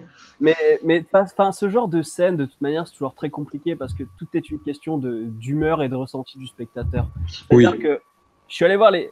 Alors, ça va être complètement différent le genre cinématographique que je vais prendre en exemple. Moi, j'étais allé voir Les Tuches 2. On parle cinéma ici. Non, mais le jour de sa sortie, dans le Nord-Pas-de-Calais, hein, donc c'est encore pire, tu vois. C'est genre Les Tuches, c'est comme Danny Boone, tu vois. C'est fierté nationale, machin et tout. Régional, s'il te plaît. Et donc là, j'étais dans une salle avec les t-shirts Johnny, les t-shirts avec des loups et tout. Je me suis dit, oh putain, ça commence bien. Et du coup, la scène où tu peux perdre une carte, mais pas 15. Tu peux perdre 2 cartes, mais pas 15. Ça y va sur l'usure, tu vois. Il va jusqu'à 15. Et en règle générale, j'aurais trouvé ça drôle. Sauf que là, j'étais dans une salle où de toute manière, ça rigolait déjà que tellement pour de la merde qu'au bout d'un moment, j'étais tellement blasé que cette scène, je me suis dit, vas-y, c'est bon, ferme ta gueule et passe à autre chose. Donc tout est une question d'humeur. Hein. Ça se trouve, Deadpool, si j'étais pas de la même humeur, je l'aurais trouvé lourd à ce moment-là, tu vois. Ben aussi, c'est parce que le film était bon à côté. Si tu veux, quand t'es devant Les Tuches 2 et c'est pas bon tout le film, t'arrives à cette vanne et tu dis, mais c'est bon, achevez la vanne. Ouais, c'est Là, vrai dans que Deadpool 2, le contexte fait que ça fonctionne vraiment mieux que dans Les Tuches 2. J'en reviens pas de faire cette comparaison. Si je peux permettre de remonter le niveau, on ne peut tromper une personne 1000 fois. On ne peut pas tromper 1000 fois une personne. Eh bien, c'est sur ces bonnes paroles que j'aimerais faire la transition vers la musique, si ça ne vous dérange pas. Musique qui rend quand même hommage à un personnage très lié à Deadpool dans les comics. Spider-Man, en effet, on chante ta chanson par Céline Dion, trop big up à toi. Oui, j'ai refait cette blague, mais on va oublier. Qui veut parler musique? Ça va être Il n'y a pas grand-chose à dire. C'est de la merde. Voilà. C'était très playlist des Gardiens de la Galaxie, encore une fois. C'est ça qui me saoule. En même temps, ce qui est drôle ce qui est drôle quand tu cites les Gardiens de la Galaxie, c'est que c'est Tyler Bates qui compose. Ouais. Donc, du coup, c'est pas anodin. Mais il y a un gros problème, hein, c'est qu'on a eu Junkie XL pour le premier film.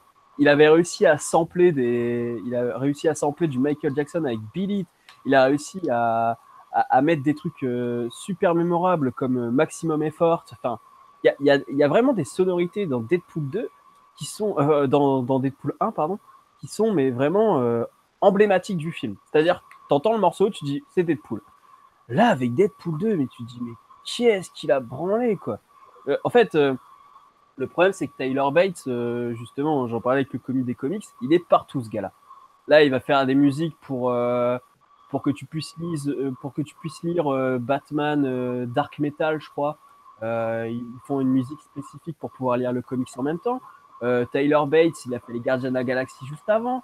Snyder aussi. Voilà, il est partout. Donc, du coup, qu'est-ce qui se passe? Le gars, il a aucune inspiration et c'est tout fade. Et là, c'est ce qui se passe. Le seul moment que j'ai trouvé épique, c'est, allez, on va dire 7 ou 8 secondes. C'est quand tu as le X-Jet qui se pose. C'est le seul moment où je me suis dit, ah ouais, là, il y a des. Est-ce que c'est pas la reprise du thème de Hotman en plus? La reprise du thème de John Hotman, le thème qui est imposé par John Hotman. Je crois pas, je l'ai réécouté derrière parce que la bande-son de Deadpool est dispo sur Spotify. Je l'ai écouté. C'est pas du tout Hotman. Mais par contre, ouais, après, pour ce qui est de la musique préexistante utilisée, oui, ça fait très playlist. Moi, je trouve pas qu'il y ait vraiment une musique symbolique. Mais il n'y a pas d'overdose non plus. Désolé. Non, il n'y a pas d'overdose, c'est sûr. C'est pas Suicide Squad, on peut le dire. Voilà. Ni les Gardiens d'ailleurs. Non, les Gardiens de la Galaxie, c'est encore bien osé. Le seul défaut que je trouve aux Gardiens de la Galaxie, c'est que. Oui. Oui. On Qu'est-ce entend qui une s'est voix passé, derrière. là? J'ai entendu si je peux me permettre, Oui, avec aussi. une voix féminine. Du coup, je savais pas ce que c'était, d'où ça venait. Je sais pas. Ouais, passons outre alors, il y a des voix, c'est pas grave. Ouais, je disais donc, autant dans le premier, c'était logique parce que c'était la playlist de Star-Lord sur ses moments émotionnels. Mais dans volume 2, la playlist est écoutée par toute la galaxie depuis qu'il a lancé sa playlist il y a plus de 30 ans, quoi. C'était vraiment le truc qui m'avait dérangé. Et disons que Deadpool 2, j'ai la même impression, c'est-à-dire que tu as l'impression que c'est pas en accord avec la scène, mais c'est plus du style, on va pas rendre épique, mais on va masquer les défauts derrière une BO qui est forcément cool. D'où l'exemple de Thunderstruck. Ça fait très, très Zimmer sur les BO des Nolan, quoi, par exemple. C'est très cliché de prendre du AC/DC à ce moment-là, tu vois. À chaque fois que tu as une scène un peu où les mecs veulent castagner, globalement, mettre du AC/DC, c'est comme faire partir quelqu'un au ralenti alors qu'il y a une explosion derrière lui, tu vois. Excuse-moi, ACDC, j'ai revu il n'y a pas longtemps les deux Iron Man, ça passe très très bien Oui, selon le dosage, quoi. Iron Man, le truc, c'est que tout était pensé avec la musique de AC/DC. Là, Oui. c'est juste, tu la mets comme si.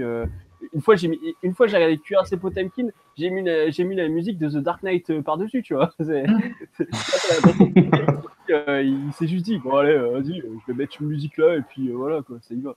Là, C'est facile, c'est basique, c'est simpliste. On pourrait le reprocher au film, mais ça passe, ça fonctionne. Oui, Enfin, je ça veux dire, passe. T'es pas là en train de te dire le si discours. c'était un film comme Suicide Squad, honnêtement, je serais en train de le reprocher. Mais dans le cadre de Deadpool 2, t'as envie de te dire, oui, bah, pourquoi pas, tu me fais rire, film, Ouais. je te laisse faire ça, tu vois.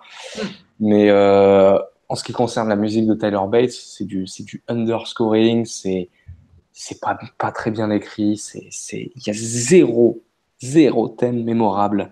Rien, il y a que dalle, c'est de la merde, quoi. Enfin, honnêtement, ouais. Le seul thème mémorable,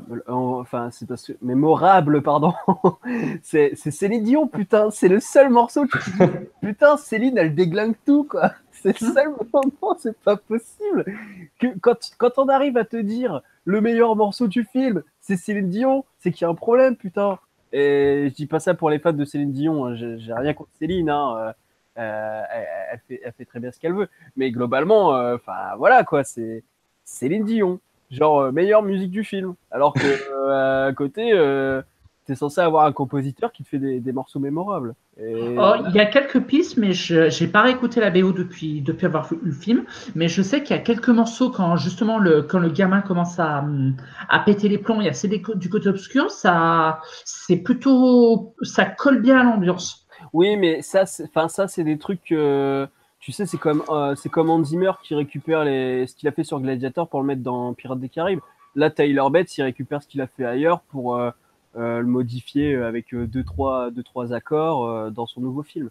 Il n'y a rien de marquant, c'est très réutilisé, quoi. Ouais. Par contre, ce qui est cool, c'est qu'avec Céline Dion, ce qu'ils ont fait par la suite, c'est qu'ils se sont servis de cette compo pour faire le thème amoureux. Et ça, j'ai trouvé que c'était cool, du coup. Je me suis dit, tiens, c'est pas mal de faire le thème Vanessa Deadpool, c'est celui de Céline Dion, et du coup, ça marquait. Quiz, qui a déjà utilisé un thème amoureux sur une musique de Céline Dion? Deux fois. Mais Titanic, mais il y en a plein des comme ça. Et Avatar. Mais il n'y a pas que Avatar, il y a aussi sur la piste du Marsupilami. L'homme bicentenaire aussi, les gars. Enfin, James Horner n'a pas arrêté de faire ça avec Céline Dion. C'est son dada, tu vois. Enfin, c'était son dada. Ça se trouve, on aurait eu James Horner sur Deadpool 2, tu vois, s'il était encore là. Putain, voilà. Mais pour le coup, pour de vrai, un autre film qui utilisait très bien la musique du Céline Dion, c'était sur la piste du Marsupilami pour très certainement la meilleure scène du film. Je sais pas si... Toujours ça va, le fil rouge de l'émission. Ouais, c'est vrai. Et on n'a pas encore fait une blague point Godwin, donc il va falloir que ça arrive quand même, parce que bon. Il en fait une par émission, quoi. Nous, on en fait 0, quoi. Bordel. Moi, j'ai musique. Vas-y, Lucas, lâche-toi. Je disais, j'ai une petite déception au niveau de la musique, c'est que dans le premier film, il s'était fait chier à récupérer le rap de Deadpool que Machinima avait fait pour le jeu vidéo Deadpool sur PS3 et 360. Et je trouve c'est une petite déception qu'ils n'aient pas réutilisé ce thème justement pour le second film, parce que là, pour le coup, tu avais un thème iconique associé à un personnage. Je sais pas si quelqu'un s'en souvient du rap de Deadpool dans le film, le premier. Voilà, c'est ça, merci. Mais ils l'ont repris en fait, mais ils l'ont repris que à la fin du film pendant le générique et ils ont modifié les paroles en fait. Ah merde. En fait, ils disent plus Deadpool, c'est X-Force, tu vois. Ça fait X-Force au lieu de Deadpool. Ah bon, bah, c'est moins la déception, mais je trouve qu'ils auraient pu l'utiliser pour le film et pas pour le générique, quoi. Mm. Je veux dire, c'est comme si dans Avenger 3, la seule utilisation que tu avais du thème d'Avengers, c'était pendant le générique, tu vois. Ouais. Ouais, moi après la déception, c'est que je me dis, et en fait, je me suis pas dit que le thème de Deadpool pour moi, c'était pas spécialement son rap, mais c'était le sample de Beat It pour moi, tu vois. C'était le tan, tan, tan, tan. Voilà. Pour moi, c'est ces 4 notes, ça t'annonce Deadpool direct, ça t'annonce la couleur. Mais en même temps, ça aurait fait tâche parce que ça correspondait pas du tout aux instruments utilisés par Tyler Bates. Donc voilà, enfin. Non, ouais, déception pour moi la musique. Après, sinon, la musique en soi, dubstep, c'est idiot, quoi. Mais encore, attends, la dubstep, Cimer, quoi, Skrillex, y a pas plus merdique dans le monde de la dubstep. Enfin, de ce qu'il a fait commercialement, hein, parce que Skrillex a fait des trucs intéressants, mais c'est des trucs underground qu'il a fait avant d'être connu, en fait. Donc, Bah après, je peux pas juger Skrillex parce que la dernière fois que je l'ai entendu, c'est dans Sonic Boom, alors. mais du coup, non, ouais. T'as vu, hein, c'était rapide, hein, Liam. La table ronde, nickel la musique. Allez, on y va. Ouais, bah, effectivement, c'était. En même temps, il Ouais, n'y a vraiment rien à dire. franchement, Ouais, c'est comme clair. Thanos, un claquement de doigts. Qui veut. Ouais, et puis d'ailleurs, la musique de Infinity War, on l'avait dit aussi, c'est de la merde. Il y a plus de grands compositeurs, putain. Enfin, C'est Alan Silvestri pourtant qui venait de Mais sortir. bah ouais, Ou Ready Player One. Voilà. Il y a John Powell pour Solo Star Wars Story qui a fait une BO magnifique. Ah, je peux ça encore aller sera la voir un prochaine peu. table ronde. Encore. Je dirais ça jeudi. Puis, bon, on n'en fera pas une table ronde, mais Moutafoukaz, excellente BO, hein. Ah, c'est pour ça qu'il ne sort pas en Belgique. Mais de toute façon, ils ont prévu une diffusion à l'international, alors sûrement qu'il sera en Belgique. Ah ouais, mais je pense pas que pour une table ronde, ça va. Je pense pas que ça va être avec tout le monde. On verra. J'aurais bien voulu, mais. Donc, plus rien à dire sur la musique à part que c'est du caca. Ouais, voilà. Et vive Céline Dion, quoi. Qu'est-ce qu'on peut dire d'autre, du coup? Petit coucou à Xavier Dolan, si tu nous écoutes. On aime aussi Céline quand elle chante pour Deadpool. Pourquoi je continue de faire des blagues? Je crois que Kev Adams refuserait mes blagues. Donc, est-ce qu'on ne partirait pas pour une note C'est en parti. parlant de musique, de notes? Oh. Oh, d'accord. Putain, t'es obligé de raconter ces vannes pour qu'on les comprenne, quand même, hein. Bon parce que- spectacle passera par C'est ça qui fait Boulogne. son charme, c'est ça qui fait son charme. Voilà, bon spectacle passera par Toronto, Boulogne, Charleroi, Genappe-sur-Sambre. Plus sérieusement, qui veut commencer à donner sa note? Bah, moi, je vais encore surnoter, donc je garde pour la fin. Ok. Alors? Bah, si vous voulez, je me lance. Bah, pas trop loin pour pas que tu tombes. Ben, ok. Waouh. Tu sens que c'est la fin de la table ronde, là. Il se lâche, là. Il Ouais, balance tout. Voilà, Combien de verres as-tu bu? Mais pour l'aider, ne commentons pas. Allons direct, oui, voilà. direct au but. C'est Deadpool 2. C'est un film qui est super sympa. C'est un film qui est correctement fait. C'est à mes yeux meilleur que le premier. Je fais l'impasse quand même sur beaucoup de défauts parce que bon, c'est pas un film parfait, mais tu passes un très bon moment. Donc finalement, t'en fous un peu qu'il y ait des défauts. Après, c'est pas non plus un truc extraordinaire, quoi. Enfin, c'est une comédie qui fait des trucs mieux que son prédécesseur et qui les fait bien. Perso, c'est pas non plus mon genre de film. C'est pas un truc qui me touche énormément dans le genre super-héroïque. Euh, c'est correctement mis en scène, c'est correctement écrit, c'est très bien joué. Une musique de merde, en revanche, mais à mes yeux, ouais, ça mérite un très bon 14,5 sur 20. Donc voilà, allez voir Deadpool si c'est pas déjà fait et c'est chouette quoi. Puis voilà, ça fait très bien le café, comme je dis au début. Ok, un 14,5. Bah, je vais prendre Lucas. Alors, comme j'avais dit pour le début de la table ronde, même avis sur que le premier, mais en mieux, on va dire mieux par rapport à la mise en scène et aux scènes d'action qui ont été améliorées par le budget. Sinon, c'est Ryan Reynolds, il est toujours à fond, le scénario, il est toujours aussi classique mais efficace. Il y a toujours des problèmes au niveau de l'humour et au niveau de la musique, mais le film fait son taf, il n'a pas de grandes prétentions. Donc, moi, je lui accorde la note de 17. Et avant qu'on me dise, ah mais tu surnotes et tout, préparez-vous vos fesses si jamais il y a une table ronde sur les Indestructibles 2 ou sur Spider-Verse, parce que là, le 20, je vais le dégainer facile. Ça sera parfaitement justifié pour les Indestructibles. Ça, par contre. Vous l'avez pas encore vu, les gars? J'ai attendu Ce sera 15 une ans. merde. Alors, c'est bien de savoir que quand moi j'essaye d'arrêter de donner des vins, il y a des personnes qui en donnent aussi. Donc, merci. Avant d'avoir vu le film, hein. Ça c'est balèze quand même. Hein. Écoute, j'ai attendu 10 ans, tu vas pas te plaindre. Hein. Ça fait 2 points par année, tu vois. Moi, ça fait 14 ans que je l'attends. Donc, Ah bah tu vois, hein, on est deux. Eh bien, Philippe, vas-y. Alors, je serai je serai dans la demi-mesure, c'est-à-dire que j'avais bien aimé le premier malgré ses défauts, et là, cette fois-ci, les défauts me plombent un peu le film. Donc, si pour le premier, je lui avais mis un bon petit 3, 4 sur 6, je ne rassure pas sur 20, on va dire autour de 12, 13, ouais, je dirais un 12,5 parce que, comme c'est dit, c'est bien emballé. Ryan Reynolds s'éclate comme un taré, voire même un tout petit peu trop, aussi bien dans l'acting que dans l'écriture du scénario. La réalisation est pas au top tout le temps, mais il y a de très très bons points en termes visuels. Et surtout, le fléau est enfin réhabilité et Domino et Câble. Donc je dis 12,5. Ok. Alors, je suis désolé, Morgane, mais je profite de ma place pour me laisser en dernier. Donc, Oui, toi, bon, alors du coup, alors on a énuméré les problèmes de ce film, on a dit ce qui n'allait pas, on a dit ce qui allait.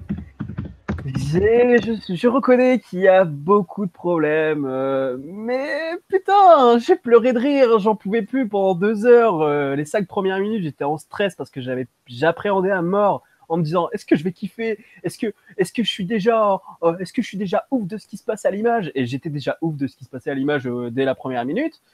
Donc du coup les gars, je peux pas faire autrement quoi. Et pour moi, même s'il y a des défauts, j'ai grave kiffé ma race, encore plus que sur le premier. Et donc ce sera, et là je vais battre Lucas, ce sera 18 sur 20. Ah non, mais je vous jure, je suis conscient qu'il y a des problèmes, hein, mais à gogo. Mais quand on t'offre un cadeau, quand Ryan Reynolds est hyper gourmand et qui partage sa gourmandise avec toi comme ça, tu te dis putain, non, mais je ne peux pas le tailler, tu vois. Malgré les défauts, je peux pas le tailler, et j'ai pris mon kiff, quoi. J'aurais pu aller me refaire une séance juste derrière pour le revoir, hein, sans problème. Et je sens que je vais le revoir d'ici peu, quoi. Ça, c'est clair et net. Donc, Sincèrement, j'aurais ajouté comme tout le monde le dit, si le film était à la hauteur de la promo des 2 premiers films et principalement du clip de Céline Dion, j'aurais rajouté au moins 3 points, sérieusement. Mais il y a 10 points pour le clip de Céline Dion, là, dans ce que je viens de dire. Ah, d'accord. oh, bah, ça fait quand même une bonne moyenne.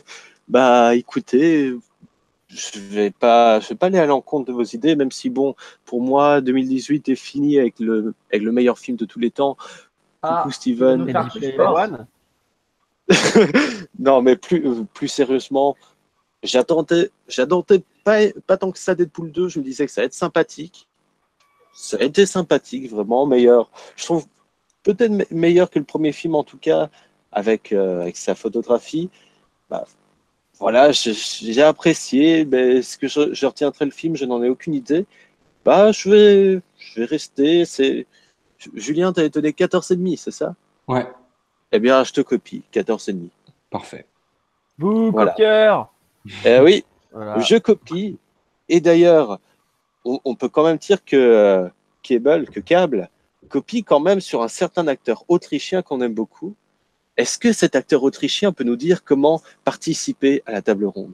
Pour participer à la table ronde, ça se passe sur la page Facebook et Twitter.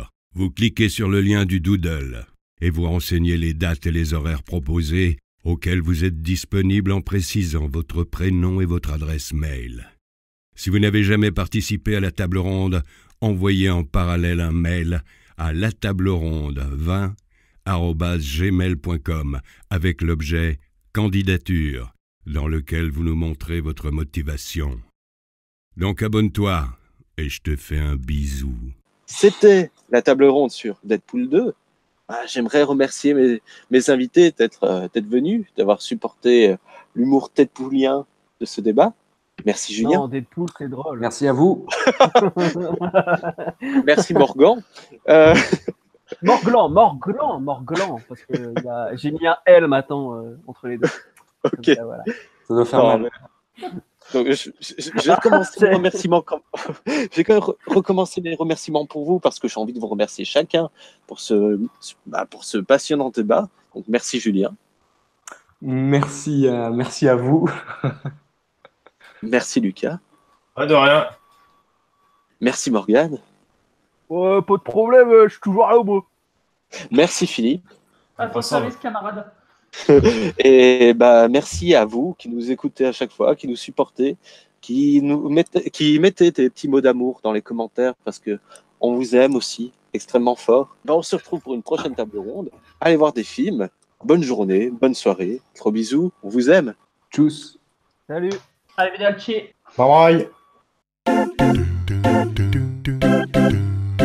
Moi, j'allais dire, avec ces bruits dans Suicide Squad, on pouvait dire Harley Quinn. Alors, donc, on reprend. Et vous pouvez dire à Nico à quel point il est beau, magnifique, et qu'on le remercie de faire le montage de cette table ronde, vu le nombre de merde que certains d'entre nous disent, et par certains, je veux dire, surtout le connard belge.